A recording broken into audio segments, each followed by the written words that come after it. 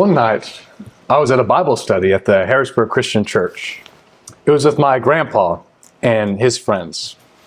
So there was 17-year-old me sitting around with a bunch of older men about 3 times my age.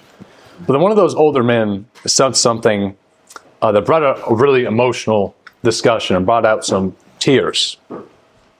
The older man, he said, "I worry for my family's souls. I raised my kids bringing them to church, but as soon as they moved out, they quit going. And I have grandchildren and great-grandchildren that were born out of wedlock. I don't think some of my grandchildren believe, and I don't know if some of my kids still believe. Why did this happen? What can I possibly do? I love my grandchildren, but how could they believe when nobody teaches them?"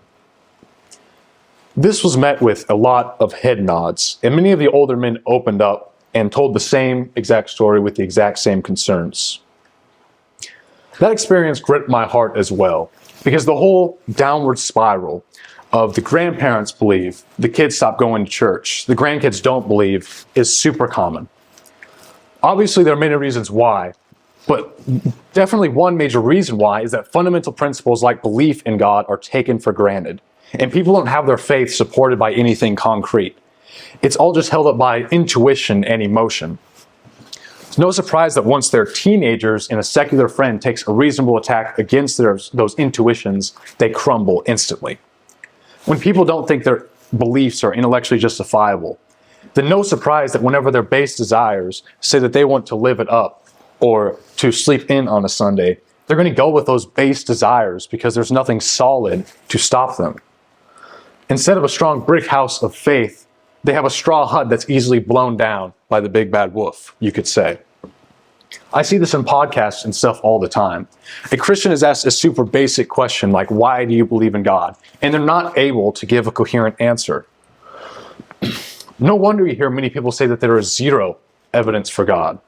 For many people, asking them to believe in the Christian God would be like asking them to believe in leprechauns or about a flying spaghetti monster at the other end of the universe. To so many people, Christianity is viewed as just superstition, on par with things like leprechauns. How would you react if someone came knocking at your door and handing out flyers for leprechaun meetings and trying to convince you that they exist? You wouldn't take that seriously at all. In fact, you'd probably just find it really funny. But is that how we want people to view Christianity? Do we want people to view us, when we talk about God, as just a funny story to tell their friends about, or as brainwashed weirdo cultists? Absolutely not. Even if people do not become convinced, we want to help create a culture where Christianity isn't viewed as superstition, but is viewed as a well-supported belief system. 1 Peter 3, verse 15 reads, "But in your hearts, revere Christ as Lord.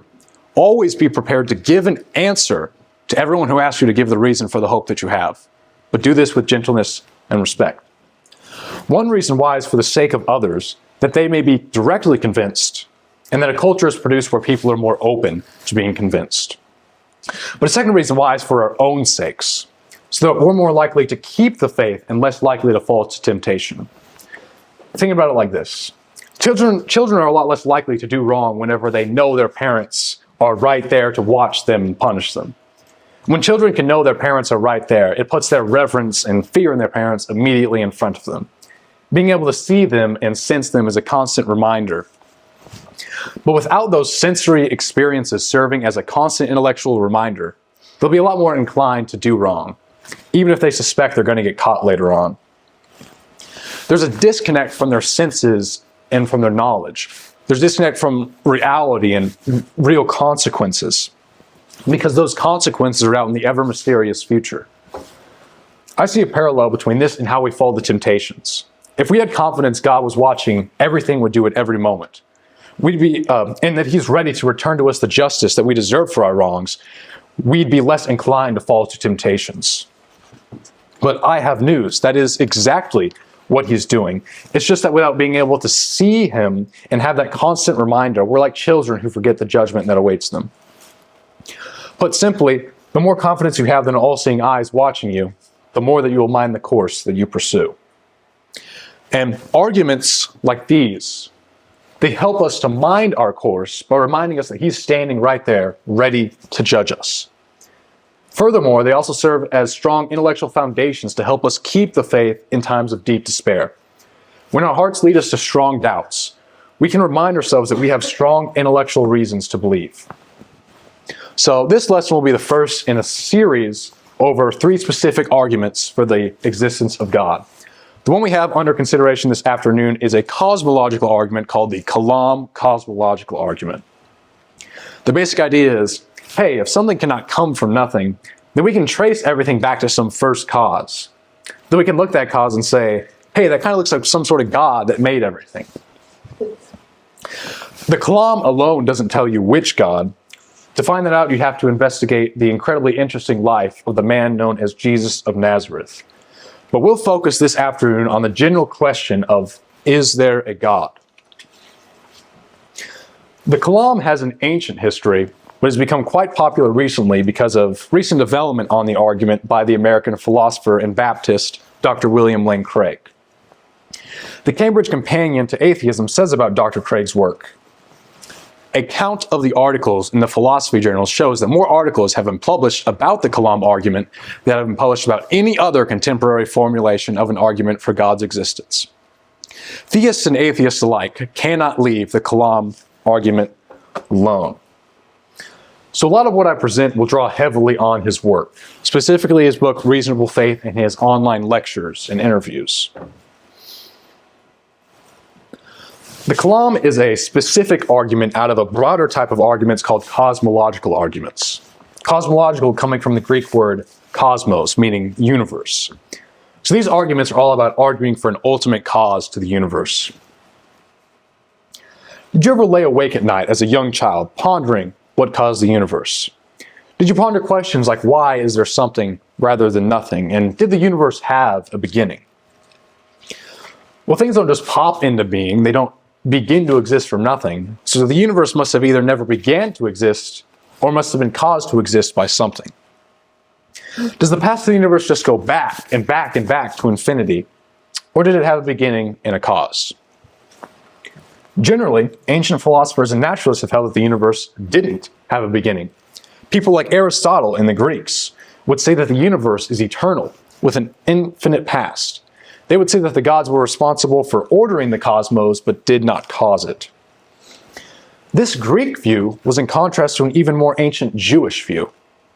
The Hebrews held that the universe hasn't always existed, but was created by God at some beginning point in the past. As the first verse of the Hebrew Holy Scriptures says, "In the beginning, God created the heavens and the earth." So as the centuries go by, these conflicting ideas interact with one another. They clash in an intellectual boxing match, and people debate back and forth about these ideas. Then, Christianity and Islam join the stage, arguing for the same view as the Hebrews, namely that the universe had a beginning and a cause. A very notable proponent of this view was the 11th century figure Al-Ghazali. Ghazali was a Muslim theologian from Persia, or modern-day Iran. His magnum opus was a book criticizing some of Greek philosophy. He challenged their idea of an uncaused universe with an infinite past. In his critique titled The Incoherence of the Philosophers, he formulates a very simple argument. He says, "Every being which begins has a cause for its beginning.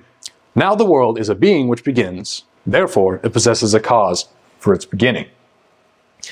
The term Kalam is an Arabic word that refers to medieval Islamic theology. From this medieval Islamic philosopher, we essentially get the Kalam cosmological argument. There are 3 parts to Ghazali's argument, and Dr. Craig renovated them into the following. Premise 1, everything that begins to exist has a cause. Other ways to say this same thing would be, nothing pops into existence without any sort of explanation, or just simply, something cannot come from nothing. Premise 2, the universe began to exist. And the conclusion, following from the premises, 3, therefore the universe has a cause. This is a logically airtight argument, meaning that if the 2 premises are true, it is impossible for the conclusion to be false. So I'll defend the 2 premises, starting with premise 1. Defense 1, the principle of causality. This premise that something cannot come from nothing is the basis of all science. It's called the principle of causality. Scientists do experiments and study things because they believe there are reasons and a sort of order to everything. Your doctor believes there's an explanation why you get sick. A programmer believes there's a cause behind why their program spits out an error. And if you get a painful cramp, you might not know exactly why you're getting that painful cramp, but you don't think it has absolutely zero explanation whatsoever, because that'd be unreasonable. Say you're on a hiking trip with a friend, and while you're walking along the trail, you see a small orb about the size of a marble. You'd naturally wonder how it got there. And you'd think it odd if your friend said, "There is no how. It just popped into existence without explanation, so quit worrying about it." But now imagine if this marble was the size of a car. It'd still be in need of an explanation. So now imagine if this marble was the size of the universe. The marble in this scenario would still require an explanation. If the small marble requires an explanation, then the big marble of the universe still requires an explanation. The only difference is their size. What about the size of the orbs in this scenario would suddenly make you think the bigger one doesn't require an explanation? To suggest that something can pop into existence with zero explanation is absurd, and I can't see how anyone could honestly conclude otherwise. Defense 2. If something cannot come from nothing, it becomes inexplicable why we don't see this happen with anything and everything.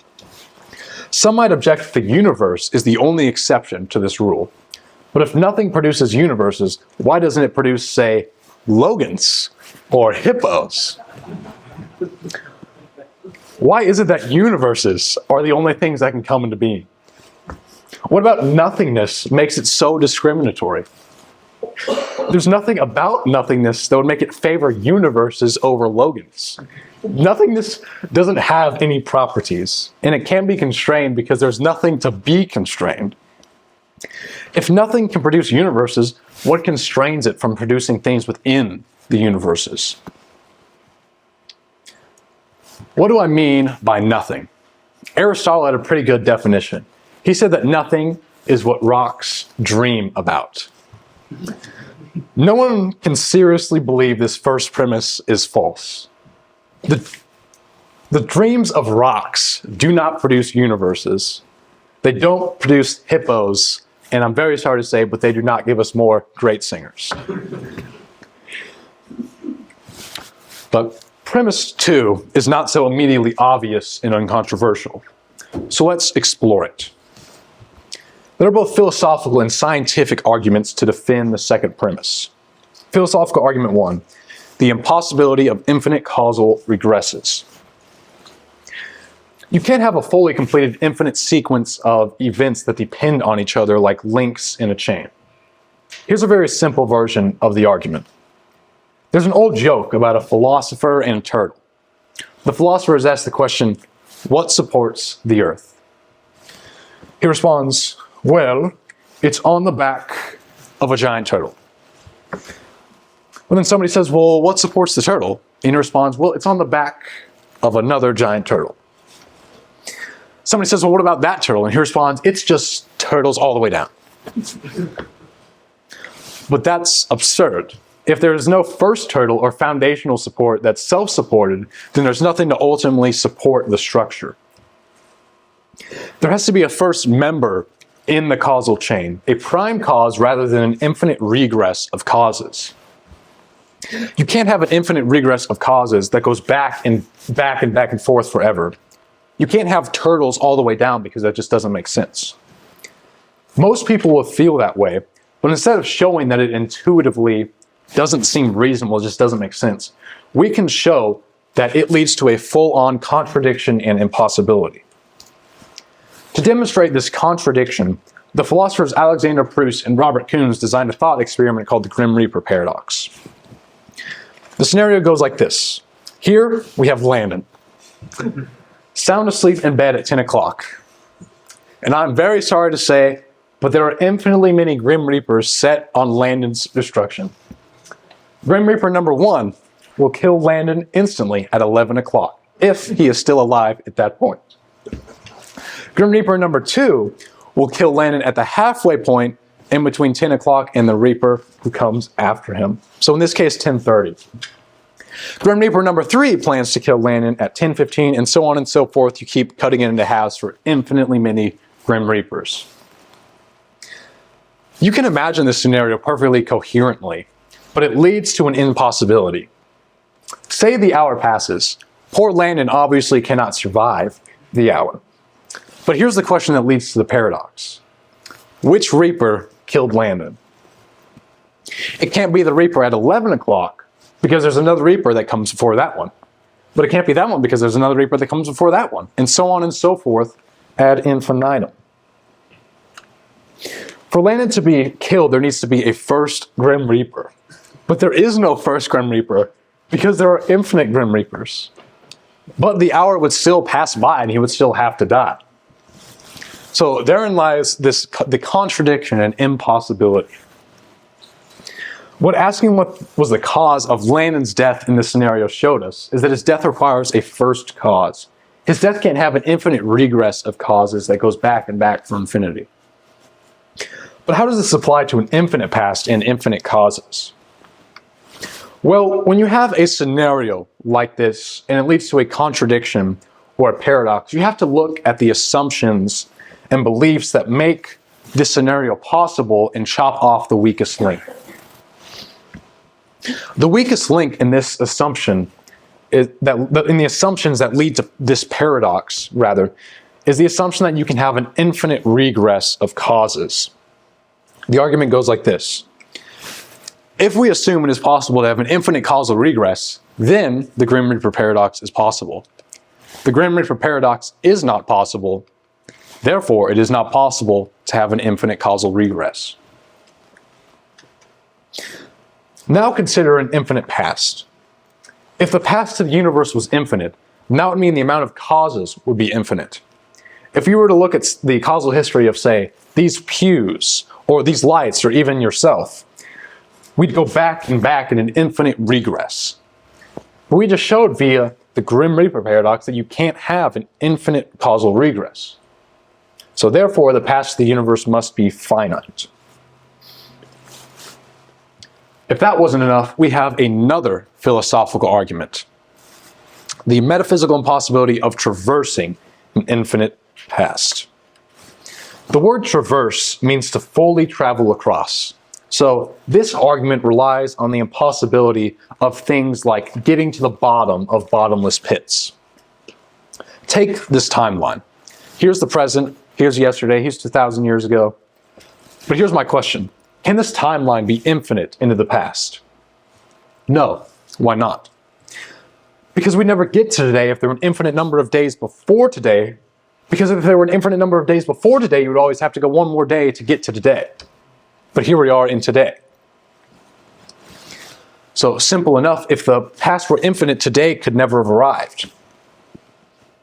Reaching today with an infinite past would be like counting up from negative infinity and reaching zero. It just can't be done in reality. Furthermore, let's say we encounter someone who has been counting up from negative infinity and claims that they are just now finishing their countdown. -3, -2, -1, 0. Woo! I'm done. The question we can ask is, why is he just now finishing his countdown? Why didn't he finish yesterday, or 2,000 years ago, or 4 quadrillion billion years ago? After all, at each of those prior points, an infinite amount of time had already gone by. So if he goes, let's say, 1 number per second, he's already had an infinite number of seconds to finish his countdown. If actual infinities can be traversed, then that means people can climb out of bottomless pits. It means you can count up from negative infinity and reach 0. But people cannot climb up out of bottomless pits, and people cannot count up from negative infinity. So therefore, considering that today has arrived, actual infinities cannot be traversed, so therefore the past cannot be actually infinite. This philosophical conclusion for a beginning to the universe is supported by scientific evidence. For time's sake, I'll have to skip over some of this stuff. But this, the scientific argument number one, is why this argument has become so popular in recent times. The ancient Greek and naturalist view that the universe was eternal was a dominant view for a long time, but the Big Bang has blown this view completely out of the water. The physicist Stephen Hawking once said, quote, "Almost everyone now believes the universe and time itself had a beginning at the Big Bang." So contemporary science seems to point toward the Hebrew view that the universe began is correct.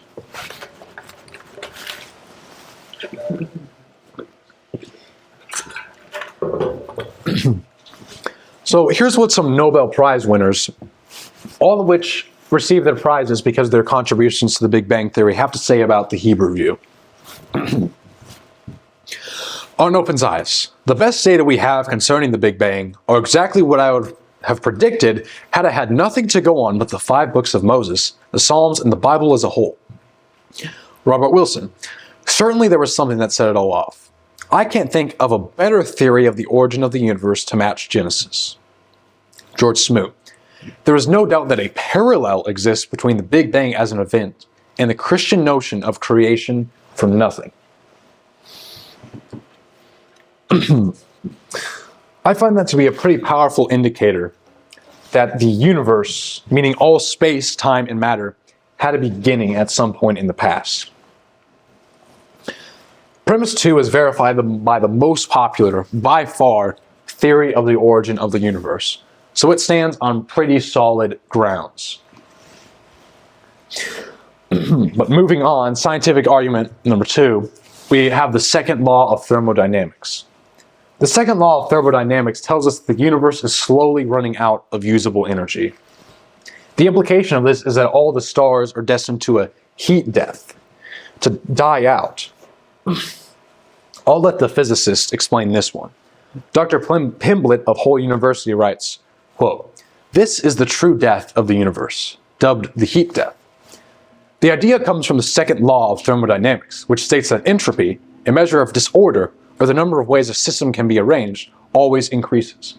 Any system, including the universe, will eventually evolve into a state of maximum disorder. Just like a sugar cube will always dissolve in a cup of tea. When all the energy in the cosmos is uniformly spread out, there's no more heat or free energy to fuel processes that consume energy, such as life." If someone tells you that their car has a finite amount of gas, and they've been driving it for eternity past, but it's only just now running out of gas, that just doesn't make any sense. So simple enough, it's the same thing with this argument and with the universe. Moving on. This second premise is the more controversial of the two, but these defenses all fall within mainstream science. So, on the basis of both philosophical and scientific arguments, we have good grounds to believe in the second premise. It therefore follows logically that the universe has a cause or explanation. But what sort of thing could produce the universe? What must this cause be like?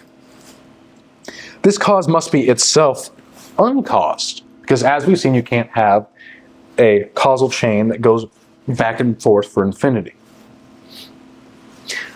It is therefore the first cause in a self-existent being. It must be transcendent, meaning spaceless, immaterial, timeless, and unimaginably powerful. Spaceless and immaterial because whatever made all space and matter, excuse me, whatever made all space and matter can't be made of space and matter. Timeless because what could have created something? Timeless because what could have created time? Only something outside of time. And unimaginably powerful because it created the entire universe. But Hazali argues, and here's the real kicker, that this cause must also be a personal agent endowed with free will. Why is that?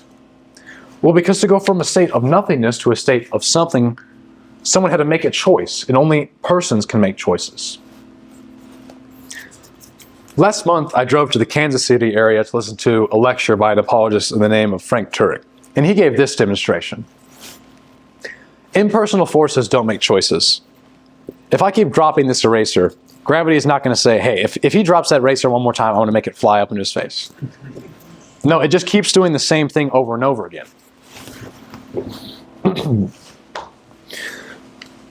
You need a person to make a choice to go from nothing to something. If there's nothing that exists but the first cause, then there's nothing to necessitate it to cause something else.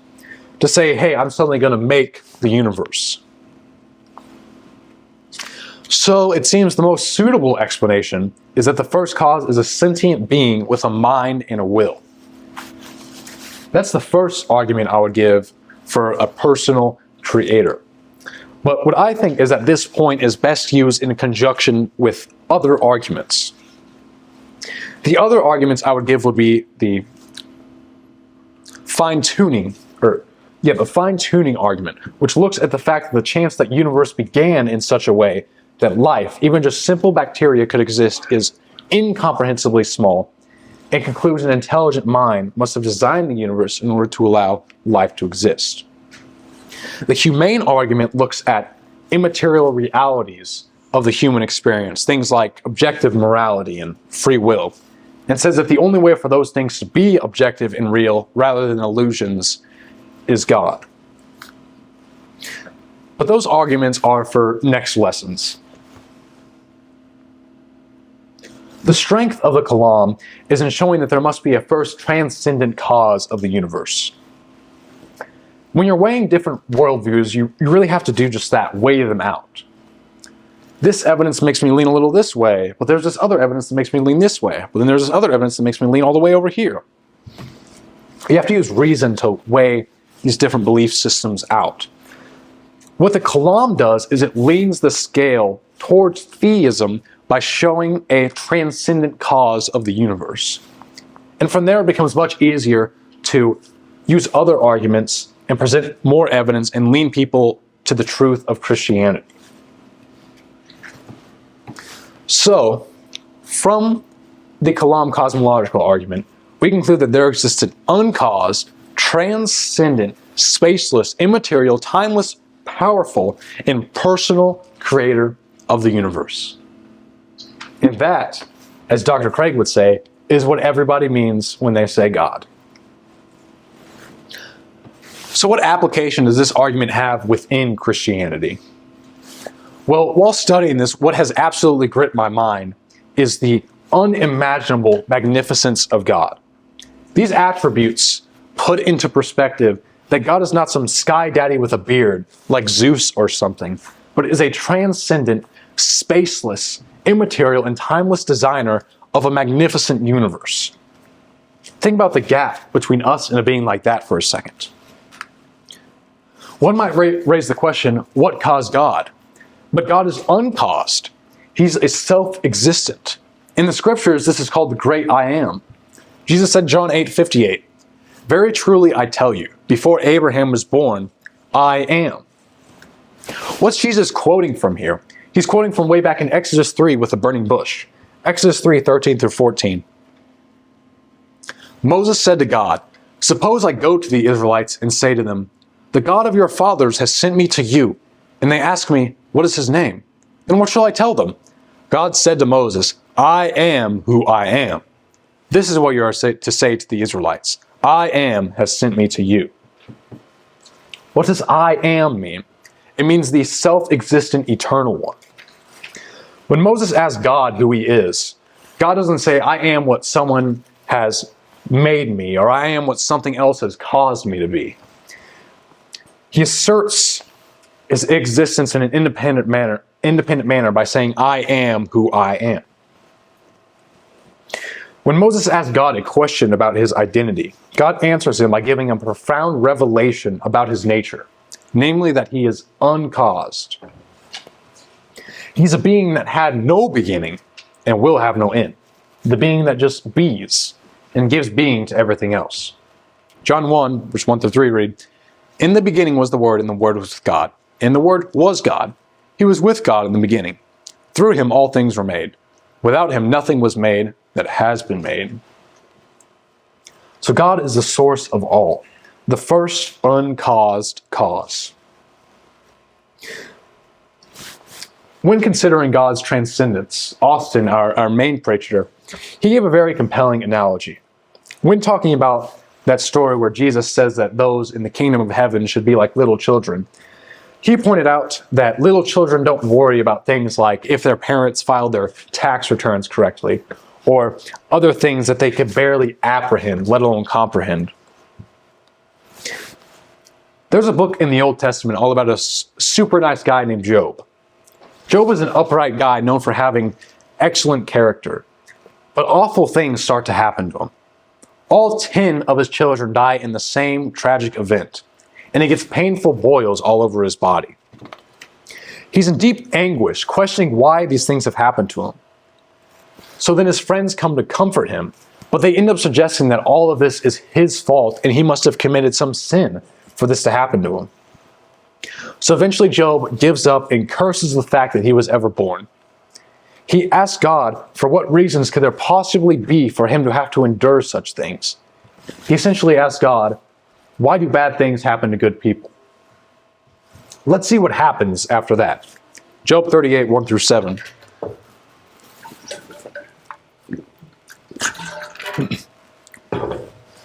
Then the Lord spoke to Job out of the storm. He said, "Who is this that obscures my plans with their words without knowledge? Brace yourself like a man. I will question you, and you shall answer me.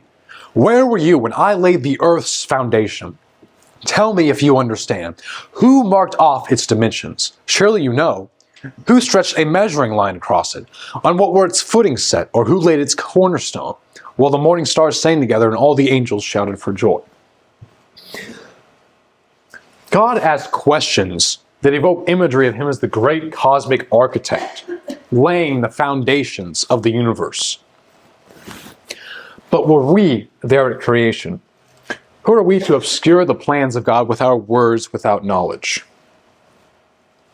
There are human things for us to worry about and God things that we should leave to God's care like good little children. God is timeless. He's eternal.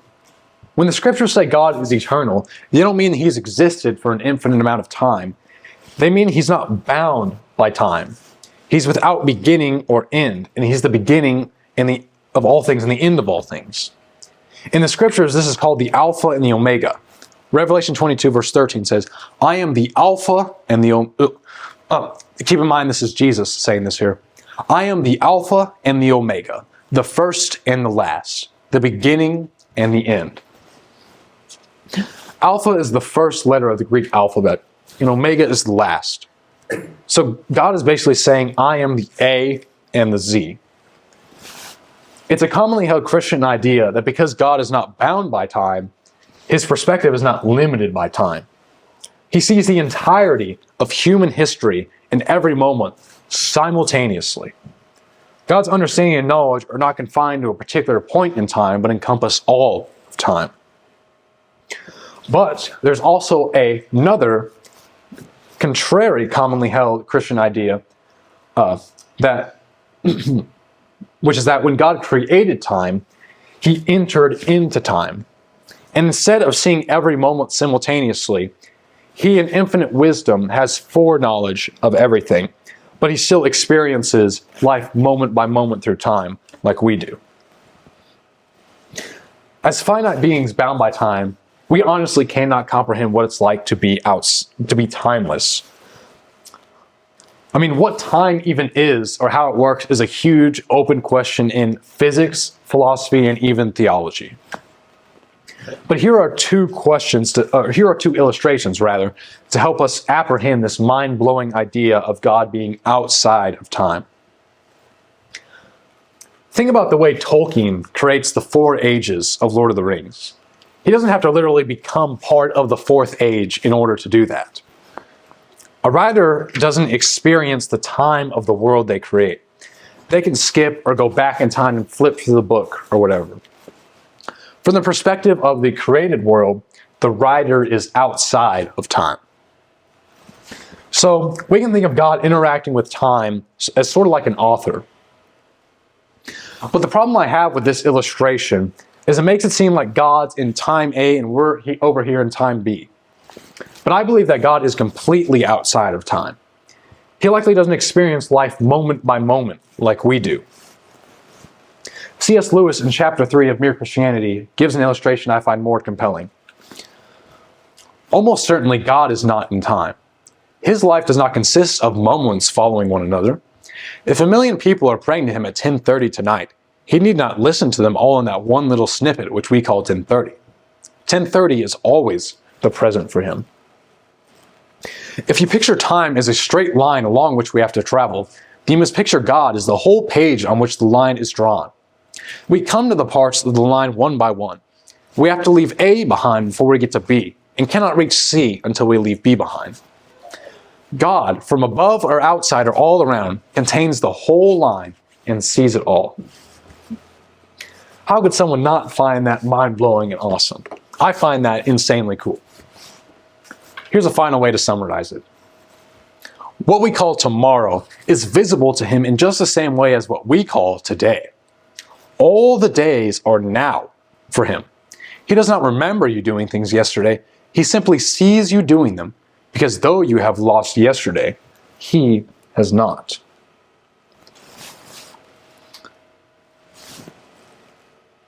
Absolutely incomprehensibly majestic and awesome. What more could I say? But what is really the most incomprehensibly majestic and awesome thing, and most mind-blowing amazing, is pointed out by King David. Psalm 8, 3-4. When I consider your heavens, the work of your fingers, the moon and the stars which you have set in place, what is mankind that you are mindful of them, human beings that you care for them? This awesome being cares about us. Not just cares about us or y'all in the general sense, but he cares about you specifically more than anyone has or ever will love you. Yet, all of us have taken that love and slapped him in the face by sinning against him. So God finds himself in a dilemma. A transgression against an infinite being deserves infinite justice. As an infinitely just being, he can't just arbitrarily sweep such awful crimes under the rug. But as an infinitely loving being, he wants all people to be saved from justice. So God devised a just way for us to be pardoned from our crimes. He would pay a fine for those crimes with his very own blood. An infinite price to cover infinite transgressions.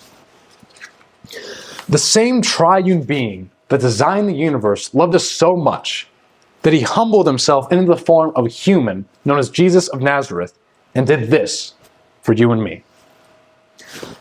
I'll be doing a very lengthy reading from the conclusion of a book by Dr. Turek. It's an adaptation based upon C. Truman Davis, MD's vivid description of the crucifixion. Title: The Suffering of the Servant King. The whip the Roman soldiers used on Jesus has small iron balls and sharp pieces of sheep bones tied to it. Jesus is stripped of his clothing, and his hands are tied to an upright post. His back, buttocks, and legs are whipped either by one soldier or by two who alternate positions. The soldiers taunt their victim. As they repeatedly strike Jesus' back with full force, the iron balls cause deep contusions, and the sheep bones cut into the skin and tissues. As the whipping continues, the lacerations tear into the underlying skeletal muscles and produce quivering ribbons of bleeding flesh. Pain and blood loss set the stage for circulatory shock. When it is determined by the centurion in charge that Jesus is near death, the beating is finally stopped. The half-fainting Jesus is then untied and allowed to slump to the stone pavement, wet with his own blood. The Roman soldiers see a great joke in the provincial Jew claiming to be a king. They throw a robe across his shoulders and place a stick in his hand for a scepter. They still need a crown to make their travesty complete. A small bundle of flexible branches covered with long thorns are plaited into the shape of a crown, and this is pressed into his scalp. Again, there is copious bleeding, the scalp being one of the most vascular areas of the body. After mocking him and striking him across the face, the soldiers take the stick from his hand and strike him across the head, driving the thorns deeper into his scalp. Finally, when they tire of their sadistic sport, the robe is torn from his back. The robe had already become adherent to the clots of blood and serum in the wounds, and its removal, just as in the careless removal of a surgical bandage, causes excruciating pain, almost as though he were being whipped again. The wounds again began to bleed. In deference to Jewish custom, the Romans return his garments. The heavy horizontal beam of the cross is tied across his shoulders, and a procession of the condemned Christ, two thieves, and the execution party walk along. In spite of his efforts to walk erect, the weight of the heavy wooden beam, together with the shock produced by copious blood loss, is too much. He stumbles and falls. The rough wood of the beam gouges into the lacerated skin and muscles of the shoulders. He tries to rise, but human muscles have been pushed beyond their endurance. The centurion, anxious to get on with the crucifixion, selects a stalwart North African onlooker, Simon of Cyrene, to carry the cross.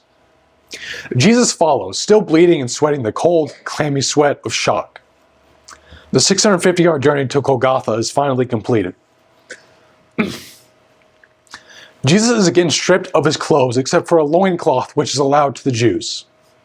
The crucifixion begins. Jesus is offered wine mixed with myrrh, a mild pain-killing mixture. He refuses to drink. Simon is ordered to place the crossbeam on the ground, and Jesus is quickly thrown backward with his shoulders against the wood. The legionnaire feels for the depression at the front of the wrist. And the depression for the front of the wrist, that's about this spot right here. He feels for that, and he drives a heavy, square, wrought iron nail through the wrist and deep into the wood. Quickly, he moves to the other side and repeats the action. The beam is then lifted, and the title reading, Jesus of Nazareth, King of the Jews, is nailed in place. The victim Jesus is now crucified. As he slowly sags down with more weight on the nails in the wrist, excruciating fiery pain shoots along the fingers and up the arms to explode in the brain. The nails in the wrist are putting pressure on the median nerves. As he pushes himself upward to avoid the stretching torment, he places his full weight on the nail through his feet. Again, there is a searing agony of the nail tearing through the nerves between the metatarsal bones of the feet. At this point, another phenomenon occurs.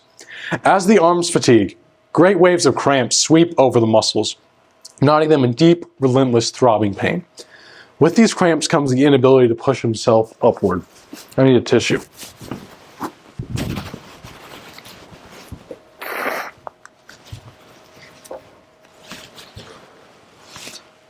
Hanging by his arms, the pectoral muscles are paralyzed and the intercostal muscles are unable to act. Air can be drawn into the lungs, but it cannot be exhaled. Jesus fights to raise himself in order to get even one short breath. Finally, carbon dioxide builds up in the lungs and in the bloodstream, and the cramps partially subside. Spasmodically, he is able to push himself upward to exhale and bring in the life-giving oxygen. It is undoubtedly during these periods that he utters the 7 short sentences that are recorded. Now begin hours of limitless pain, cycles of cramping and twisting, partial asphyxiation, searing pain as tissue is torn from his lacerated back as he moves up and down against the rough timber. Then another agony begins. A deep crushing pain in the chest as the pericardium slowly fills with serum and begins to compress the heart. It is now almost over. The loss of tissue fluids has reached a critical level. The compressed heart is struggling to pump heavy, thick, sluggish blood into the tissues. The tortured lungs are making a frantic effort to gasp in small gulps of air. The markedly dehydrated tissues send their flow of stimuli to the brain. His mission of atonement has been completed. Finally, he can allow his body to die. With one last surge of strength, he once again presses his torn feet against the nail, straightens his legs, takes a deep breath, and utters his 7th and last cry. Father, into your hands I commit my spirit. God loves us so much that he went through all of that so you and I could be reconciled to him. So that you and I would say to him, Father, into your hands I commit my life.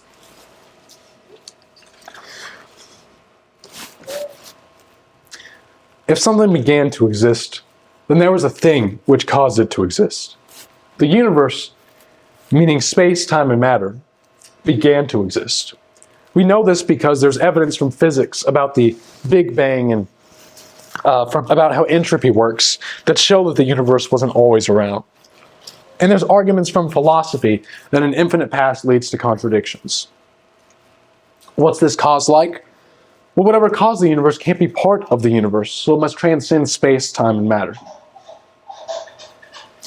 This cause of the cosmos went through all of that so that we would commit our life into his hands. Think about how absolutely insane that is. This triune being that's not bound by time, that's the first uncaused cause of the universe, became a human and went through all of this for the sake of you and I. Such a radical message as this demands from you and I a radical life change. Considering the weight of this idea, we can't go about our lives like everyone else does. We can't be apathetic and carefree about what God has done for us. So how will we respond to the gospel message? With skepticism? If so, doubts are normal and healthy, so let's talk about them together. Or will we respond with apathy, feeling indifferent about the crucifixion and request of our greatest friend? If so, I can't help the problem of not caring. But I will mention this. Romans 2, 4-5. Do you show contempt for the riches of his kindness?